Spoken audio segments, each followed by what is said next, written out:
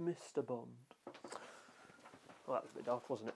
It's a bit hard to comparison this one because I'm using half the equipment in discussing this. So we'll go outside when the weather's nicer. Today, bucketing down with rain.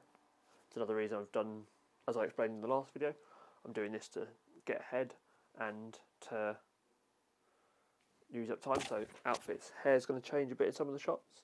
But anyway, yeah, it's hard to explain or make a comparison at the moment because of talking to you and using the equipment. But I'm going to talk a little bit on tripods today, I think, as well as go out and take some photos and make some video clips. So, K&F in something or other. Can't see what's K&F. Looks the other way around to me, so I have to mirror that later. But K&F Onset tripod. Nice little carry bag. Very lightweight, very easy to hold. Doesn't really weigh anything. I mean, it obviously weighs something, but for a tripod, it doesn't really weigh much at all. I will also say this has only just come in the post, and I haven't actually taken out the bag to look at it yet. Didn't do the whole unboxing thing because I didn't think that was the interesting section of it, as the unboxing is just this. Fresh out the bag, it has an instruction manual, a little Allen key. The legs fold the other way, which I think is quite cool, helps with packing it down, I guess. Where's that all going? Yeah. I like the single grip there, that's a nice foam sponge, but that will get worn down and old. Like the one that I'm using at the moment, and I'll compare these later when I next go out, is also a spongy one, but well, that's very firm at the moment. There you go, you bite lock in. Yeah, so bite locks in on the angle, that's it focusing. Pull the trigger, oh that's really stiff, that's really good. Lean it forward, pull it down, and then lean it back in. And you can make it go quite low from the looks of that, that's pretty nice. I mean, you can see all this on the phone, you can see all of these aspects of it on Amazon and how it works in an image, but that's pretty snazzy, I think. In that you can go almost 180 or under. And you can just put it down and it clicks in. It's pretty good. Folds in the other way, not that that's particularly useful, but that's your tripod. That's the holding mount on it. Very nice. Clicks in. It's all very tension based, which is good. How far around does that need to go to? Oh, there you go. Just bring that down a level. I don't need it up for very much. All these tension locks are pretty cool. I went for the one that's got the lean to the side ball head. Look how orange that is. Yeah, lean to the side ball head. So this, I'm assuming the shaft comes almost completely up. Yeah, it comes up. Shaft comes not back in. Comes. You twist this pin here. Comes all the way up. Spins out and then should go back on itself. And that's going to be nice for doing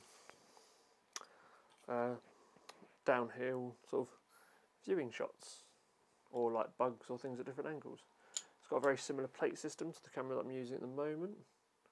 Tension knob again, just to make sure it stays in. That could be a bit tighter, that needs to be screwed on a lot better. And yeah, it's all quite loose at the moment, straight out the back, which is quite nice. But does all need tightening up. Very strong ball head. Tighten you. Sorry about the belly noise. Tighten them all up so they don't move. Put you back to a standing position.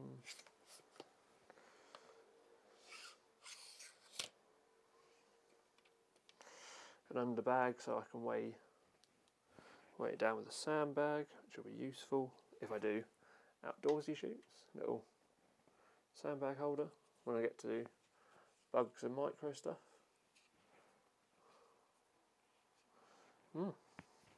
The legs again tension based, so unscrew, unscrew, unscrew, pull out. Which way are you going? Unscrew.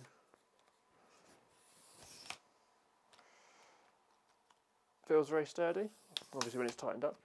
I never like undoing the last legs as much because those tend to be the thinnest and thimbliest. Yeah, like that's quite thin when you consider how thick that is in comparison. Like, although it's still very, very strong, very solid, I'm still not a big fan of doing it to that far, but it's nice to know that I can if I want to. It feels very smooth and very nice. Quite a large plate as well on the order. Quite a large, nice plate. Yeah, so K&F. I don't know entirely about the company, so I'll do some research and feed that back to you. Didn't really need the instruction manual. It's a very self-aware thing, like you can see what you're doing. I do like the fact that they've got an Allen key and you can replace parts then, because there's like on the leg there, focus in, on the leg there, you must be able to take the leg off and change it if needs be, which I think is a great idea. Let's just turn you so you all fold in nicely, make sure you're all not in anyone's way. That bit does feel a little flimsy in terms of the catch, but I don't think that's a big deal breaker. Because once it's in, it's locked. I guess it's when it's in a neutral position it's a bit relaxed or reluctant. Oh, very, very nice bit of kit. And obviously then you can shoot upside down as well, I guess. Shooting straight down. The easier way to do that would have been to unclip all the legs, but it's going to go pretty flat. Yeah, quite happy with this. We'll have to do a comparison of sorts. Problem with the comparison will be that the tripod that's currently being used is between 5 to 8 years old, up against this that'll be as good as out the box, which is a little unfair in that regard, in it being old versus new. But that folds in really nicely to there, back to being the small cage that it is. It definitely folds down much smaller than the current one. So I think all that's left to do there is go out and test drive it and compare it against this, and maybe just for a bit of a giggle, the little Manfrotto ones. Obviously the two things are very different, but just let's have a look.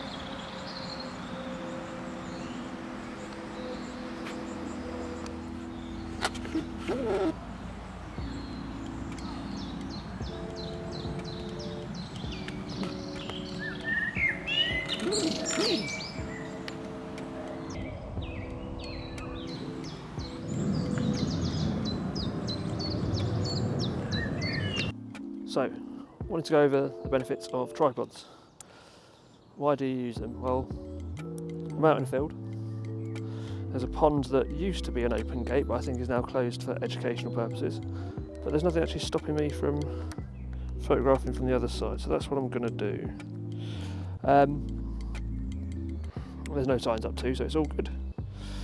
So, little plate, screw on the bottom, screw on the bottom plate, attach it to the tripod.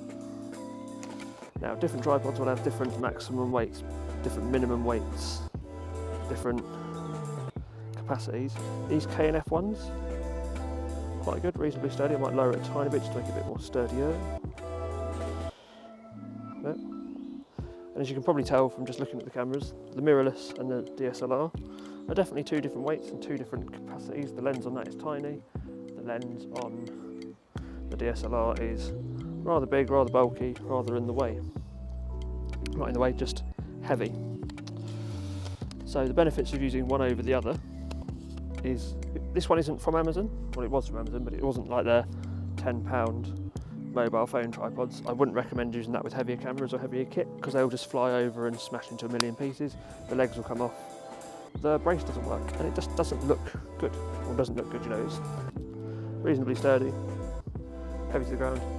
The K&F one, the orange one, has different things that I'm not going to go over. I'll show you in a clip later on. And I'll explain to you on another day. But yeah, the heavier the camera or the heavier kit on the thing, the bulkier and bigger and more supportive you want the tripod. If you're doing travel photos and things and going off on trips, then you want something lightweight but still quite sturdy, now. This one wobbles a bit. I don't know if you can hear it. I'll put the mic a little bit closer so you might be able to. That is because A, it is old. The pins on the base of the tripod legs don't work anymore, and I've just had it for a fair few years. It's been in the sea, it's been chucked around in the back of a car. I've had to replace the head, so this isn't the one that came with it, whereas this is a ball head that did come with the unit.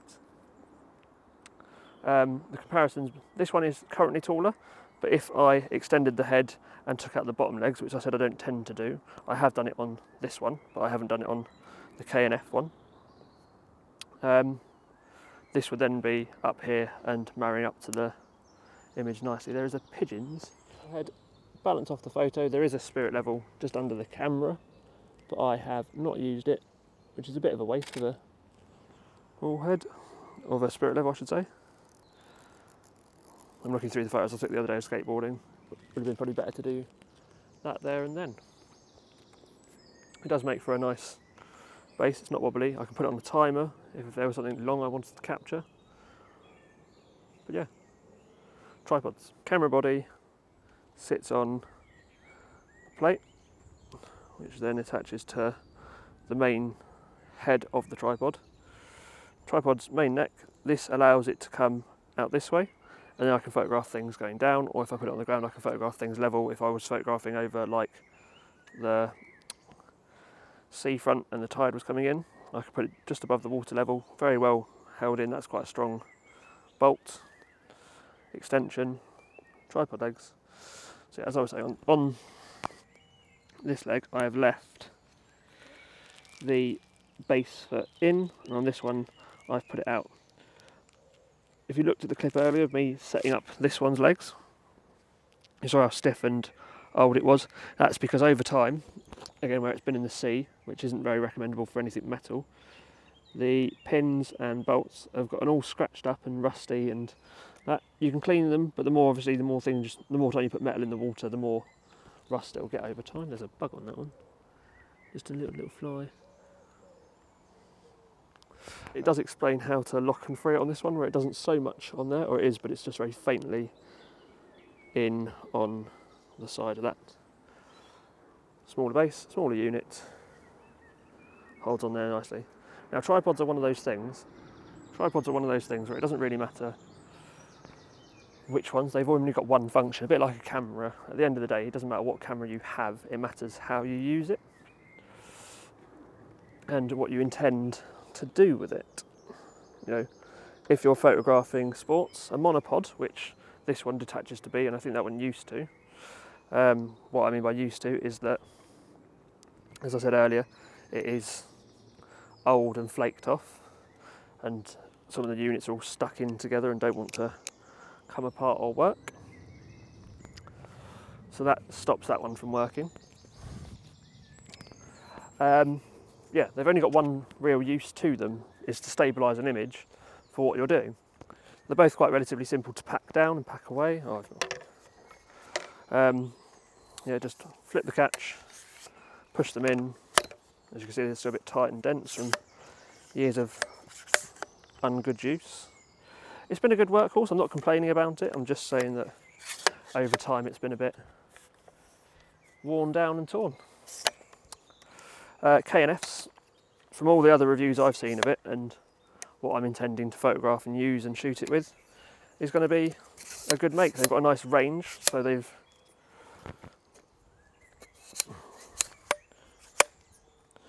got a nice range. That's how small that one packs down to. Got a nice range on them. Again, they cater for a lot of things and they have a lot of adaptations to things, so you can get a bigger plate if you need a bigger setup. You can get different heads and attachments and you can replace bits. And they've got Allen keys, so again, where if you want to take the legs off and use them for something, that's an easier option than just having it as the setup that it is. I went for one of the mid-range ones. It's still on the smaller side of the mid-range ones, but it does what I need it to do. And it will work nicely on travel because it is really, really light and it fits into a tiny little bag. It'll be easy to travel, it's easy to manoeuvre. This one is a bit more faffier to pack down completely just because of all the parts. All the moving parts, I should say. But again, you just spin the leg, it drops in relatively easily.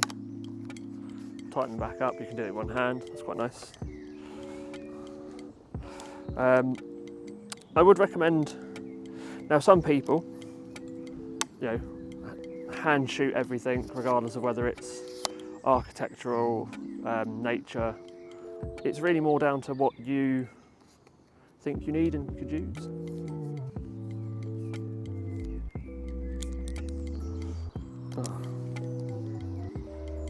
I do recommend having them in your kit bag as something to have and to use.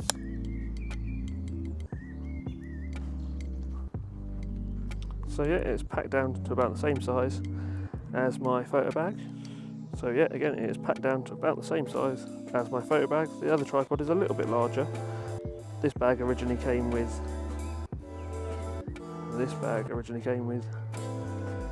a method of attaching the tripod to it, but I've lost that over the years.